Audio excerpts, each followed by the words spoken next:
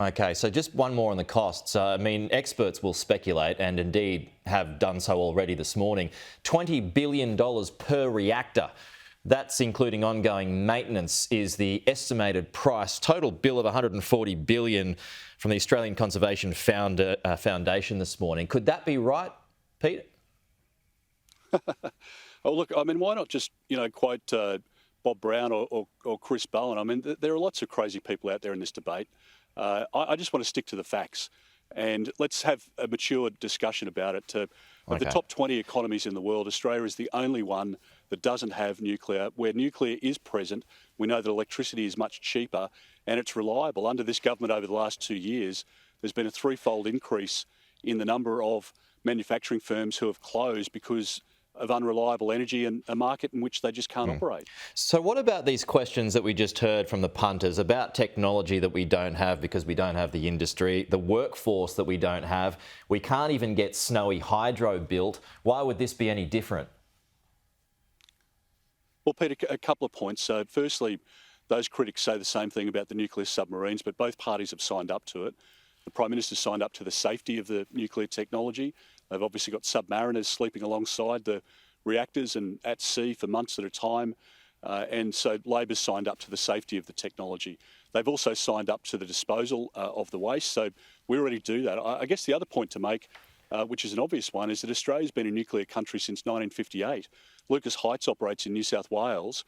About 1 in 2 Australians over the course of their lifetime will benefit from that nuclear facility because of nuclear medicine. You're going to have an X-ray or a CT scan. Patients, obviously, with different conditions who are treated as a direct result of that nuclear reactor.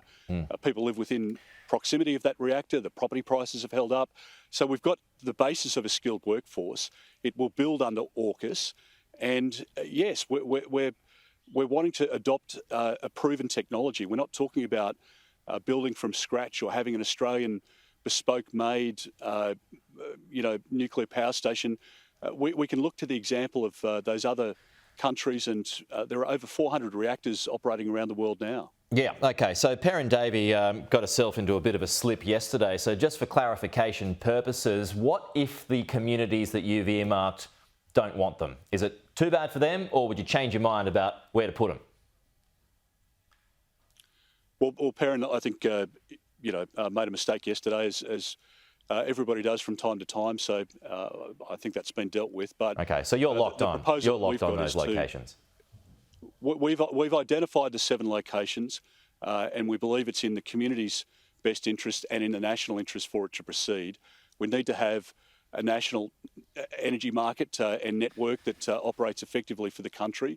We need to make sure that there are jobs and sustainability in those communities, and we will consult about the benefits, frankly, for those communities and how we can help revitalise some of those towns at the moment that are wilting. Okay. Just a final one before you go, Peter, on another matter. My colleague Chung Lei, she claims that she was blocked from attending a second event with Premier Lee in Canberra this week, which you were at. This after she was intimidated at that first event. Did you defer to the Chinese as well?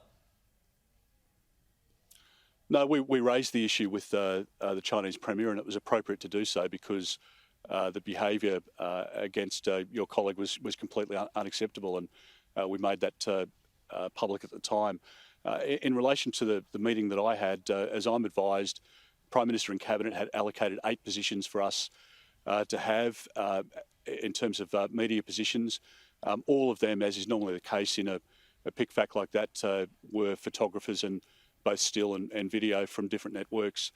There were no journalists in the room otherwise. So that was how it operated, as I understand. We offered an interview. I offered to have an interview with Chung Lei after my meeting with the Premier, but as I understand it, she had a flight to catch. I think she was probably off to Perth and wasn't able to have that interview. All right. Peter Dutton, we will leave it there. Appreciate your time, though. Thank you. We'll talk to you again soon.